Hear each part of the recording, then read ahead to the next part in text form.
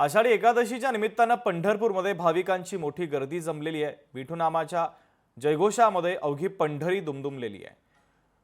मुखदर्शनासाठी भाविकांना 6 ते 7 तासांचा कालावधी लागतोय, तर विठुरायाच्या मुख्य दर्शनासाठी 6 किलोमीटर पर्यंतची भाविकांची रांग आहे। मोठ्या भक्तिमय वातावरणामध्ये विठुरायाचं दर्शन घेण्यासाठी भाविकांनी गर्दी केलेली आहे।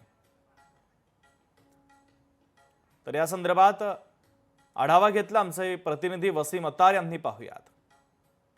पंढरपुरात एकादशी निमित्त जे आहे ते लाखो भाविक जे आहेत ते पंढरपुरात दाखल जे आहे ते झालेले आहेत। आपण सध्या विठ्ठल मंदिराच्या गाभाऱ्याच्या या ठिकाणी आहोत आणि या ठिकाणी जे आहे ते विठुरायाचं मुखदर्शन जे आहे ते या ठिकाणी सुरू आहे आणि मुखदर्शनाला मोठी गर्दी जी आहे ते भाविकांनी या ठिकाणी जे आहे ते केलेली आहे। विठुरायाचं मुखदर्शन घेण्यासाठी जे आहे ते कमीत कमी 6 ते 7 तासांचा कालावधी जो आहे तो या ठिकाणी लागत असल्याचं जे आहे ते प्रशासनाकडून सांगण्यात आलेलं आहे। त्याचबरोबर मुखदर्शन घेण्यासाठी 6 किलोमीटरची रांग देखील जे आहे ते भाविकांची जे आहे ते या ठिकाणी लागलेले आपण पाहू शकता की भाविक आपल्याला या मुखदर्शन घेण्यासाठी जे आहे ते विठुरायाच्या गाभाऱ्यात जात असल्याचं आपल्याला या ठिकाणी दिसत आहे। एक वेगळी ऊर्जा जी आहे ते भाविकांमध्ये या ठिकाणी आपल्याला पाहायला मिळत आहे।